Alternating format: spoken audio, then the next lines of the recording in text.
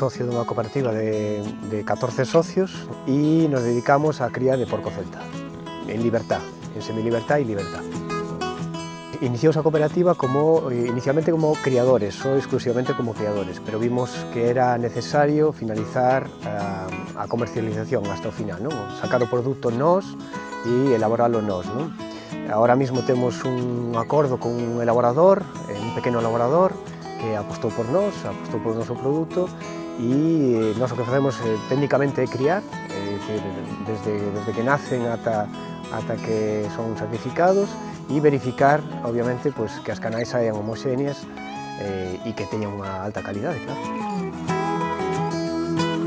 A miña función na cooperativa é axudar a que a cooperativa vai arriba, a que funcione, a que se desenvolva e a que dar un bo produto no mercado. Levanto ás 8 da mañán para botar de comer aos animais, controlar que teñan auga e controlar as nais, as reproductoras, se andan en celo para cobrilas, revisar o pastor, que todo teña en orden e pouco máis, quitando cando hai que levar para matadeiro, que hai que cargar, que é o que peor levo, cargar, facer a carga dos animais. Pois é a rutina, non dan demasiado traballo, ademais son bons.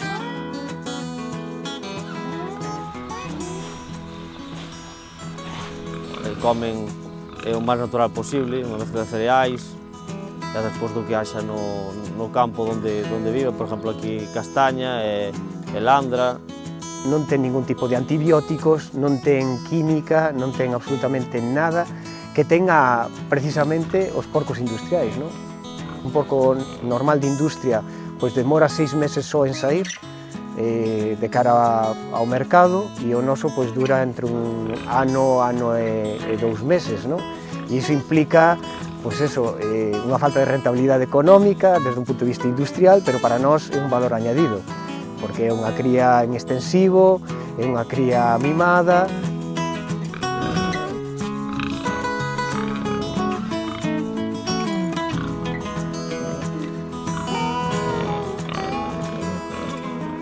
Do chourizo cular, o salchichón, a hamburguesa, xamóns, que estamos xa curando xamóns. O sabor con moita diferencia con respecto a outro tipo de porco é o sabor, grasa infiltrada. E este animal que parece que ten grasa e demais, esa grasa é saudável, que está metida e inserida na gastronomía atlántica. Iniciamos o proceso de cooperativa e eu me embarquei no proxecto de cooperativa, entre outras cosas, para ser sinceros, por supervivencia, non?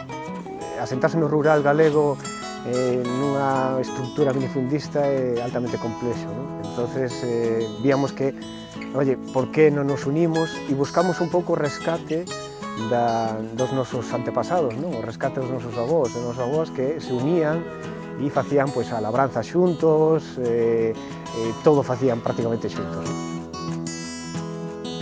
Cada un expón o seu punto de vista e expón os conhecimentos que ten e vamos quitando uns dos outros para mellorar. Hai que chegar a consensos e iso é unha das cousas tamén máis bonitas, non, da cooperativa, non? A pesar das dificultades, pois, chegar a un punto concreto e chegar a un punto común, sobre todo. Iniciamos o tema fai un ano e estamos ainda en proceso de iniciación, pero é certo que xa hai contactos con outras cooperativas porque é certo que o texido cooperativo conflúe, o sea, para unha cousa ou para outra acaba confluindo. Pois temos diferentes persoas que están nunha situación de vulnerabilidade social. A economía social ven a contribuir a que esas persoas poidan inserirse dentro da sociedade e que poidan de alguma maneira facer a actividade que eles potencialmente poden facer, non? Que as persoas non estén ou non teñen que marcharse á cidade ou non teñen que marcharse fora de Galicia e rescatar unha cultura propia e unhas maneiras de facer propia, non? Estamos cun animal que aínda sigue en peligro de extinción. Os porcos axudan ao medio ambiente. Fan de desbroce, porque mételos nun monte que está a tope de leña e queda totalmente limpa.